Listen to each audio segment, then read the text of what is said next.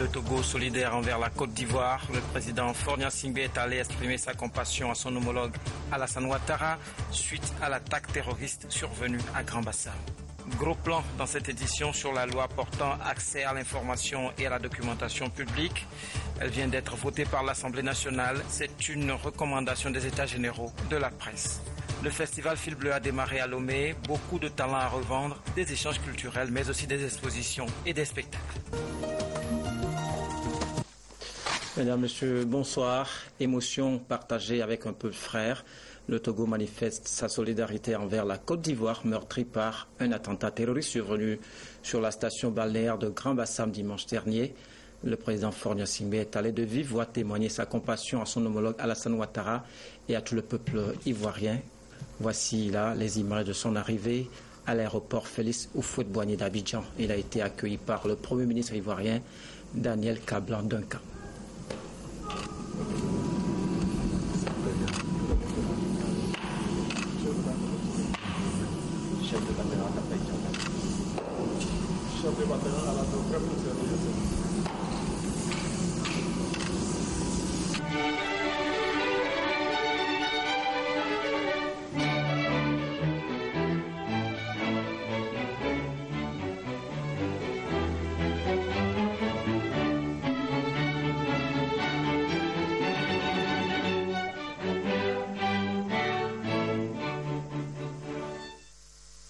Le Bénin est aussi solidaire envers la Côte d'Ivoire. Le président Faure a été rejoint par son homologue Yahi Boni au palais présidentiel d'Alassane Ouattara après avoir présenté leurs condoléances à leur homologue ivoirien.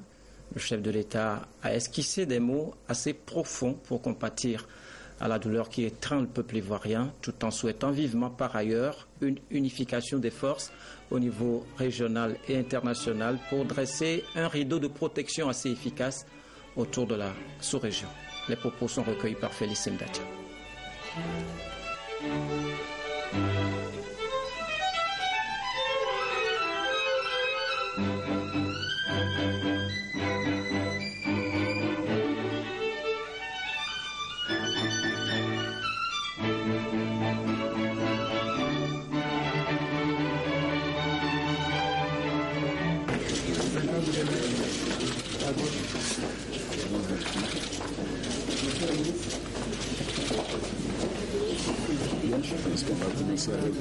On a d'abord remercier le président Alassane Ouattara d'avoir bien accepté de nous recevoir. Nous sommes ici pour dire le choc, le grand choc et l'indignation profonde qui ont traversé nos populations respectives après ce qui s'est passé à Grand-Bassam mercredi.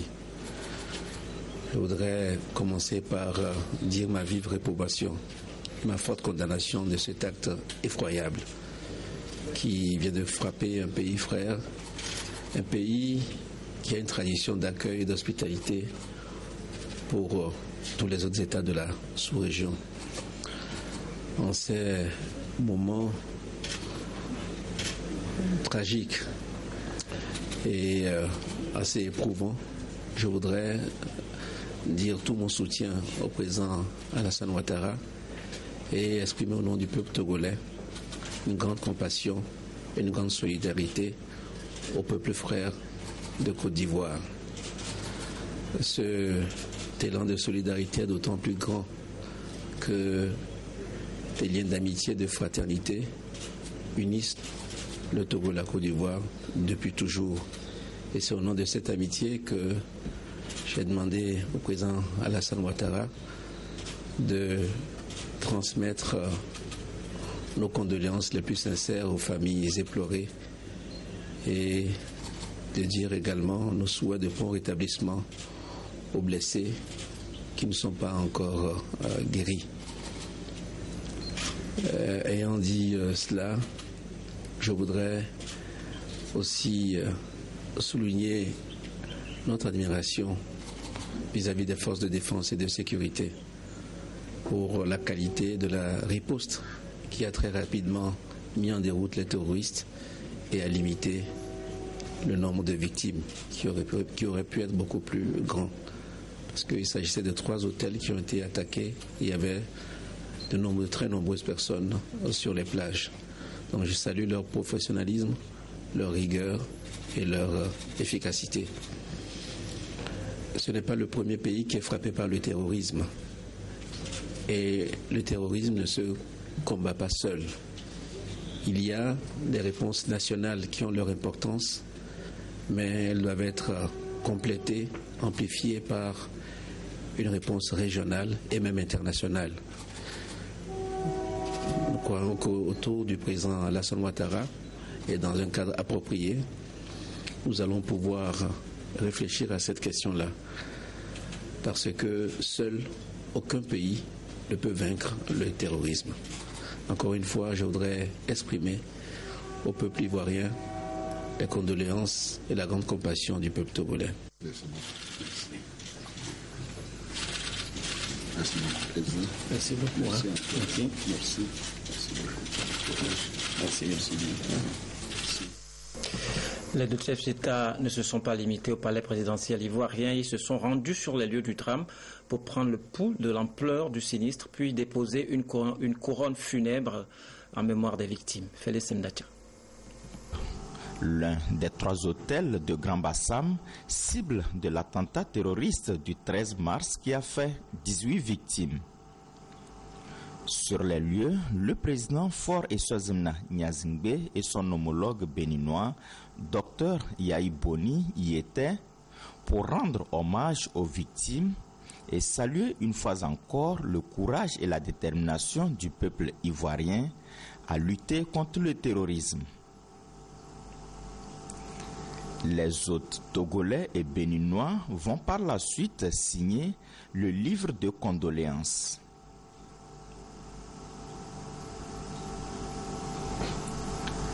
Avant de prendre congé du personnel de l'Étoile du Sud, les présidents Faure Eswazimna Gnassingbé et Yayi Boni ont procédé à un dépôt de gerbes en mémoire des victimes. Je propose maintenant d'écouter les témoignages de rescapés. L'attaque a fait 4 morts du côté des expatriés. Les assaillants cherchaient visiblement à s'attaquer surtout aux étrangers. L'attaque Grand Bassam n'est plus que l'ombre d'elle-même. La station balnéaire est totalement désertée par les touristes. À leur place, ces policiers armés. Pas de clients dans cet hôtel. Pourtant, il y a fort à faire. Ça, on va mettre de la peinture dessus. On changera après. Car ici, plusieurs personnes ont péri sous les balles des terroristes. Venez voir où le monsieur a été visé, le français là. Il est dans cette position comme ça. Et le gars, je suis sûr que celui qui l'a visé, il n'était pas loin. Parce que, vu la position du monsieur avec visage comme ça, il avait visage comme ça. Comme pour dire qu'il ne veut pas voir celui qui veut tirer sur la gâchette. Parce qu'il voit la mort imminente. C'est un des 4 Français tués sur les 19 victimes, dont 10 Ivoiriens. Les témoignages recueillis montrent que les djihadistes ont ciblé notamment les expatriés. 15 000 Français vivent en Côte d'Ivoire et on en croise forcément ici, comme le rappelle cet homme qui a échappé à la mort. Il y a eu un blanc qui allait derrière le comptoir, ils sont allés là-bas derrière lui et il l'a battu. Il l'a abattu, ils sont revenus vers moi, ils voulaient plonger dans la piscine et il m'a assommé avec le kalash. Il m'a donné 2 coups, je suis tombé sur le genou et il voulait tirer sur moi. Donc ceux qui couraient par derrière sont venus se coucher sur moi, ce qui m'a sauvé. Pour le directeur de cet hôtel, il n'y a qu'une seule façon de résister au terrorisme, reprendre la vie comme avant. On va ouvrir, on va préparer, puis on va ouvrir de manière à ce que tout le monde ait l'esprit ailleurs, parce que bon, ici ça va discuter, mais en même temps se remettre au travail. Il faut avancer, on ne peut pas arrêter en cours de route. Il faut continuer, ça ne changera rien, et surtout un peu pour montrer à ceux qui voulaient peut-être nous faire partir ou nous faire du mal que finalement ça n'a pas marché comme ils voulaient. Vivre malgré la menace, car AQMI est on ne peut plus explicite, son attaque constitue des représailles contre la France et ses alliés dans la région. Au Togo, nous revenons sur la loi portant liberté d'accès à l'information et à la documentation publique adoptée il y a quelques jours par l'Assemblée nationale. Le ministre de la Communication revient sur les grands axes de cette loi, ses fondements, objectifs et enjeux, conformément aux aspirations exprimées lors des États généraux de la presse. Il a été interrogé par Prudence Zissou. La presse togolaise est désormais dotée d'un droit d'accès à l'information et à la documentation publique. Loi votée par l'Assemblée nationale et qui marque un pas important dans la promotion de la liberté d'expression et du droit à l'information publique. La plupart des institutions de l'État, les départements ministériels et les administrations seront plus accessibles aux citoyens, aux médias et aux chercheurs. Cette démarche est fondée sur les principes juridiques constitutionnels du Togo et répond également aux recommandations des États généraux de la presse. Une forte demande de la part des journalistes à l'accès à l'information et à la documentation publique a été manifestée. Le chef de l'État, à qui compte rendu a été fait, a instruit le département pour que nous connaissions le texte, d'une part, pour être conforme à la Constitution, et également pour répondre à cette demande des journalistes, mais pas simplement des chercheurs togolais. Donc, au jour d'aujourd'hui, quelques ennuis techniques, je disais donc au Togo, la loi portant liberté d'accès à l'information et à la documentation publique a été adoptée il y a quelques jours par l'Assemblée nationale. Et donc nous avons interrogé le ministre de la Communication qui est revenu sur les grands axes de cette loi, ses fondements, objectifs et enjeux, conformément aux aspirations exprimées lors des États généraux de la presse.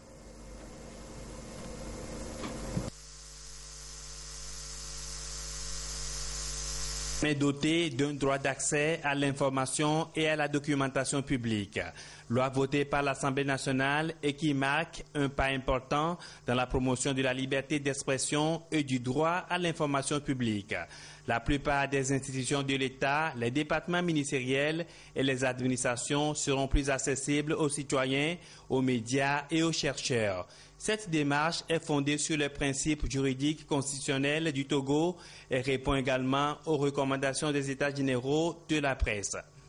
Une forte demande de la part des journalistes à l'accès à l'information et à la documentation publique a été manifestée. Le chef de l'État, à qui compte rendu a été fait, a instruit le département pour que nous prenions le texte, d'une part, pour être conforme à la Constitution, il vaut mieux tard que jamais, et également pour répondre à cette demande des journalistes, mais pas simplement des journalistes, mais également des chercheurs togolais. Donc, au jour d'aujourd'hui, nous sommes en phase avec la Constitution de la 4e République. Nous sommes en phase vis-à-vis des recommandations des assises de la presse et également nous sommes en phase avec le processus MCC. Avec ces dispositions, l'accès à l'information et à la documentation publique est garanti aux citoyens togolais. Elles vont permettre aux professionnels de la presse de disposer d'informations sûres dans l'exercice de leur métier, en l'occurrence dans le domaine de la gouvernance publique. Le Togo se conforme ainsi aux exigences de la mondialisation à travers la promotion de la transparence dans tous les secteurs d'activité. Les informations seront donc disponibles sur le portail électronique des ministères et institutions publiques et peuvent également être accessibles gratuitement par requête écrite adressée à l'institution concernée. Cette dernière a l'obligation de satisfaire le demandeur dans un délai minimum de 15 jours. Cependant, il existe des restrictions d'informations liées à certains secteurs et départements sensibles afin de préserver l'intérêt de la nation. Toutes les informations ou les documents publics qui ont trait à la sécurité et à la défense nationale ne peuvent pas être communiqués. Au secret des délibérations des autorités relevant du pouvoir exécutif et à la politique extérieure de l'État, aux instructions en cours devant les juridictions et bien sûr à la santé, à la vie privée ou aux intérêts privés.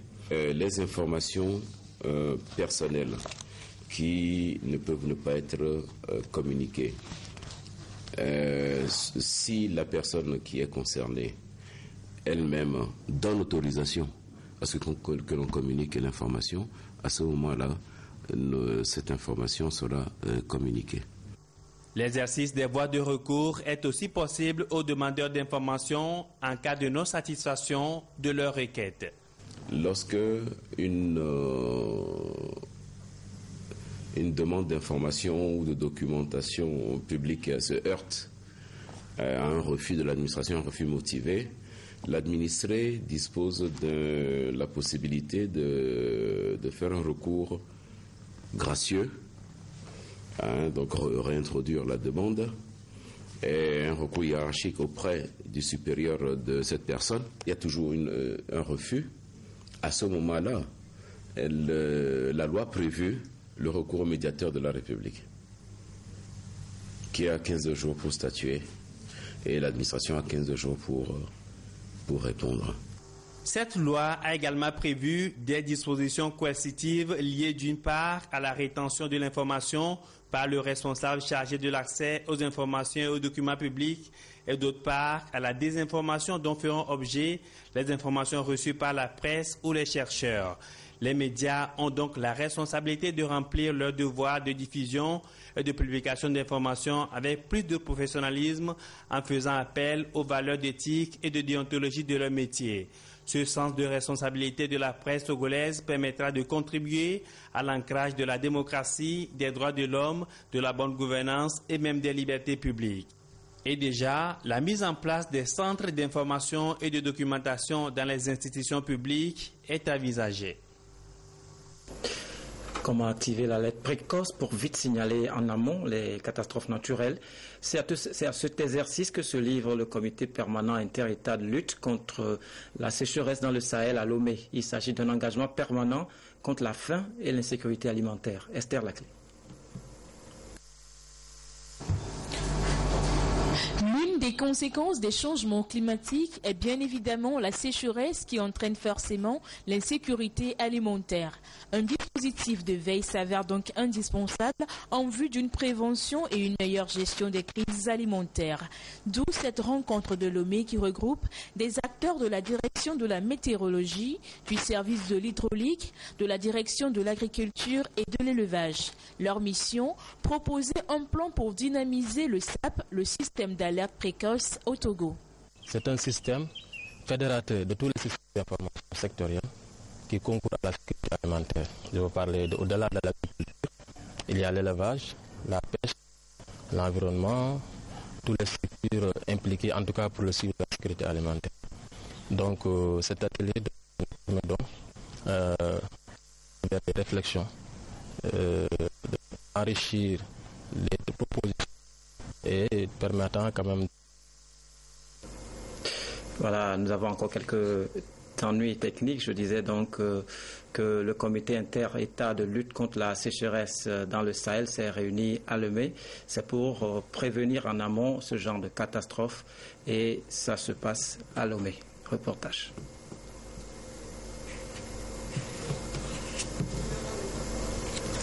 Voilà, le comité inter-État de lutte contre les calamités naturelles au Sahel est donc en réunion à Lomé. C'est pour prévenir ce genre de catastrophe.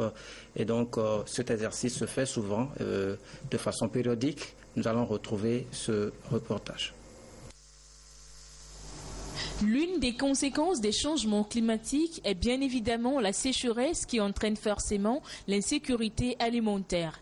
Un dispositif de veille s'avère donc indispensable en vue d'une prévention et une meilleure gestion des crises alimentaires. D'où cette rencontre de Lomé qui regroupe des acteurs de la direction de la météorologie, du service de l'hydraulique, de la direction de l'agriculture et de l'élevage. Leur mission, proposer un plan pour dynamiser le SAP, le système d'alerte précoce au Togo. C'est un système fédérateur de tous les systèmes d'information sectoriels qui concourent à la sécurité alimentaire. Je veux parler au-delà de l'agriculture. Il y a l'élevage, la pêche, l'environnement, toutes les structures impliquées, en tout cas pour le suivi de la sécurité alimentaire.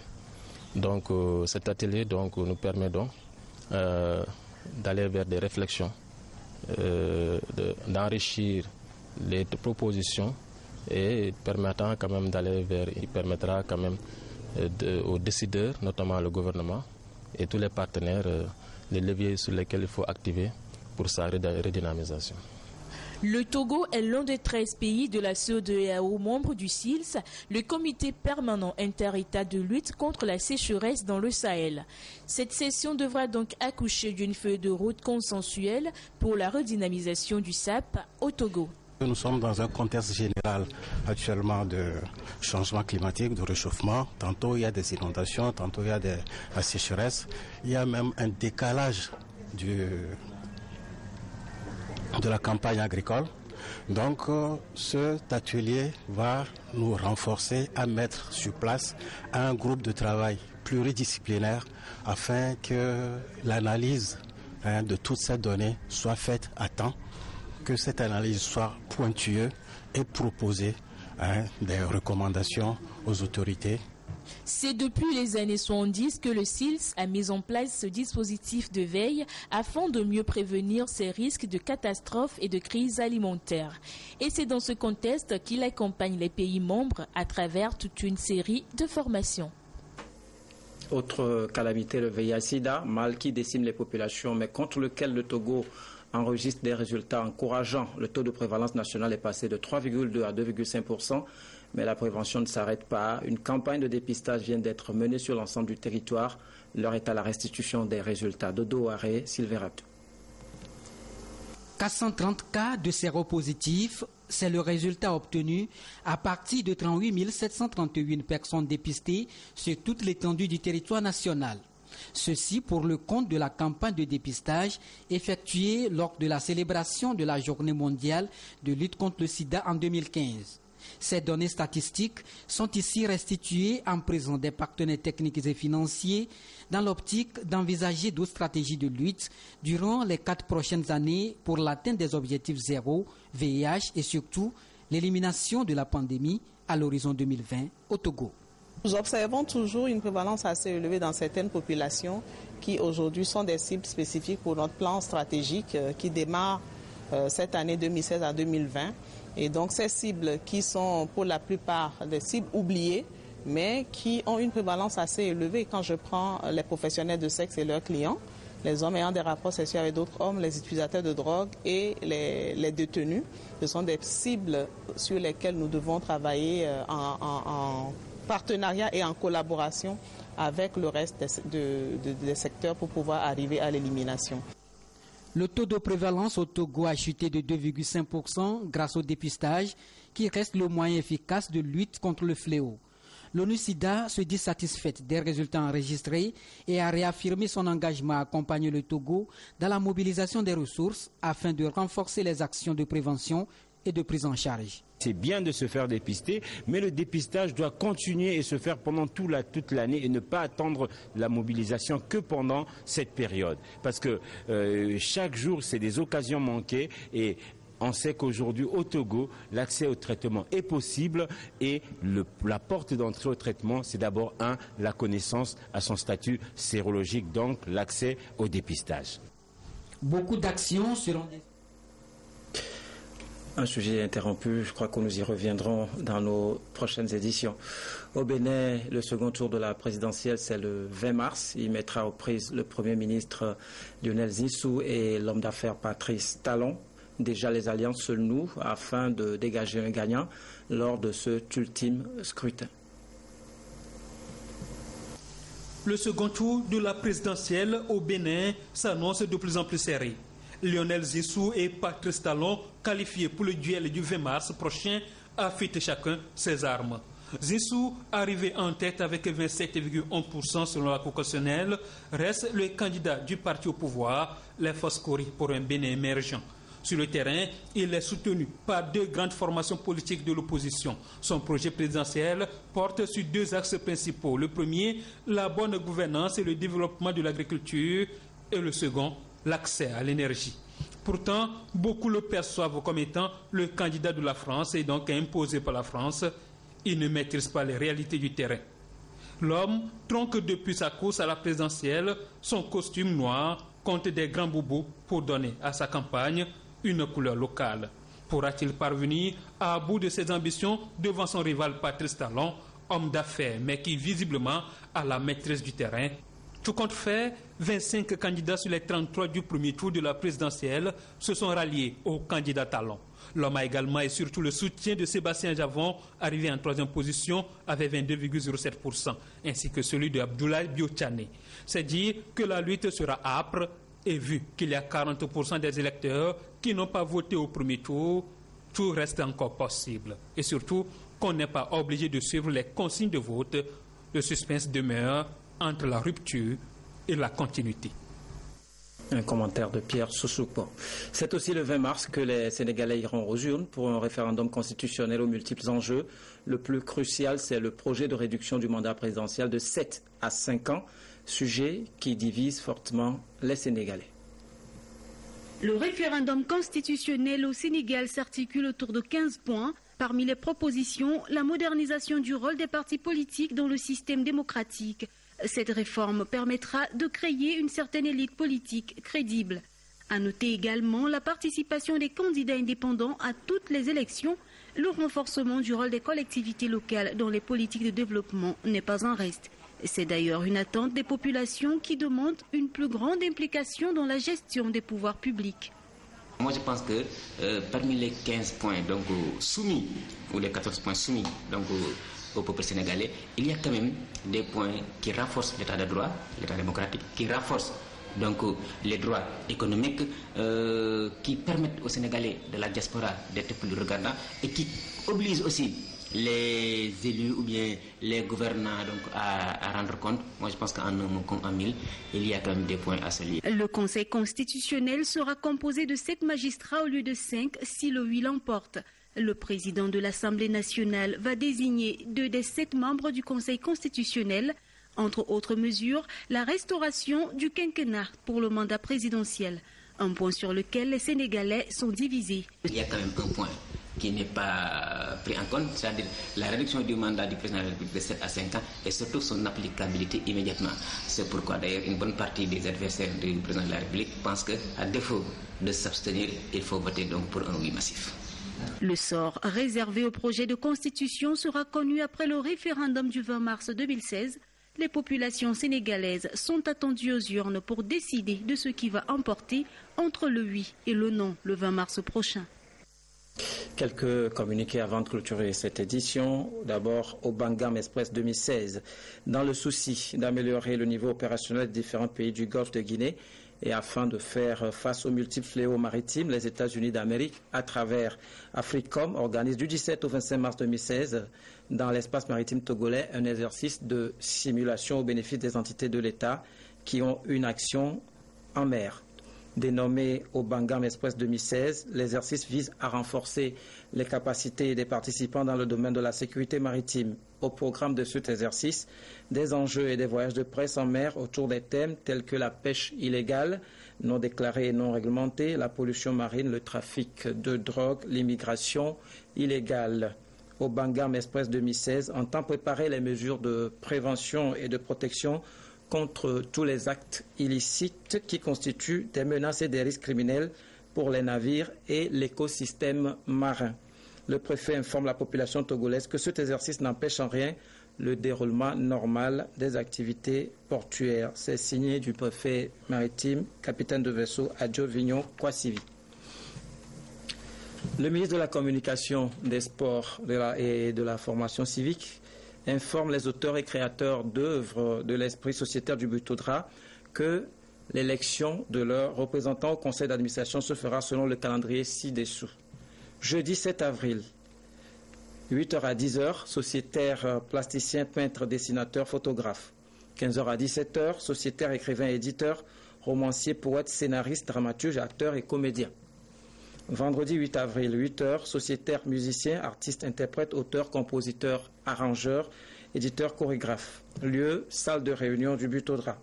Conditions d'éligibilité, être sociétaire avec une carte de membre ou une attestation, avoir le niveau minimum BPC ou tout autre diplôme équivalent, n'avoir jamais été membre du conseil d'administration du Butoudra, être disponible, être de nationalité togolaise, n'avoir jamais été condamné, être majeur, jouissant de ses facultés physiques et mentales.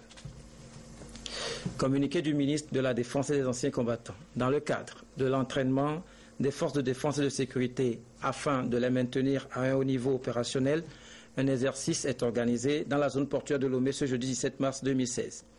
Il participera à la préparation commune des différentes forces à faire face aux défis sécuritaires en milieu urbain.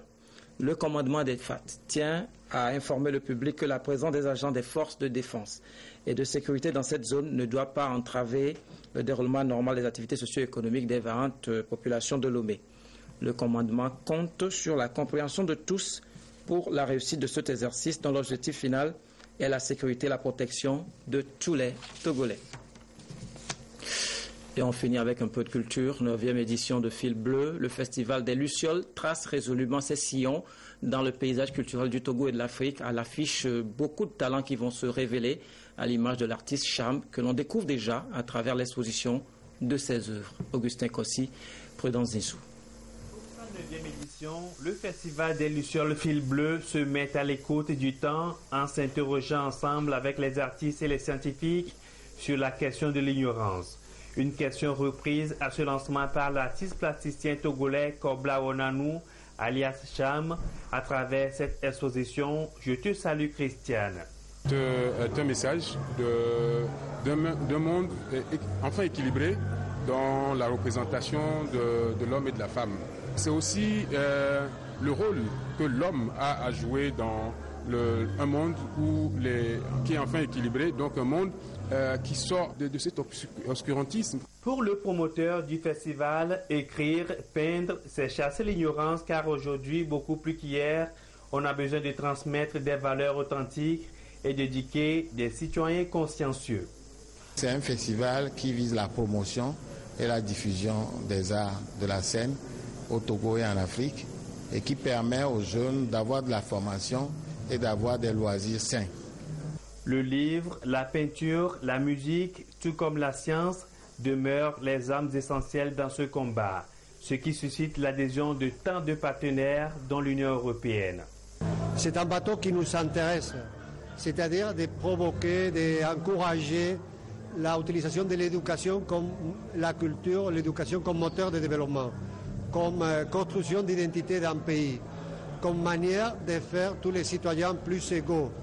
Cette année, le festival fait la part belle à l'art de scène, aux écrivains, mais aussi aux hommes de science. Et à la question, l'art et la science peuvent-ils aider à vaincre l'obscurantisme?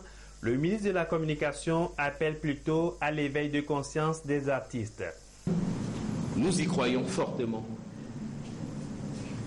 du rôle de l'artiste dans notre société, aujourd'hui plus que jamais. Je dirais, artistes et journalistes, même combat. Vous devez tenir la population, la nation éveillée. Par vos écrits, vos poésies, vos peintures, vos chants, la connaissance tout simplement permet de mieux connaître l'autre, permet d'accéder à la tolérance, à l'intelligence et aussi de pouvoir accepter la différence. C'est ce qui nous permettra de combattre l'obscurantisme et la bêtise humaine et d'aller vers une autre sphère qui permet à tout un chacun de pouvoir vivre ensemble. Le festival des Lucioles Fil Bleu au Togo, c'est pour une semaine. Des animations culturelles aux conférences débats dans les établissements scolaires à travers le pays. Tout est mis en place pour briser les frontières de l'ignorance.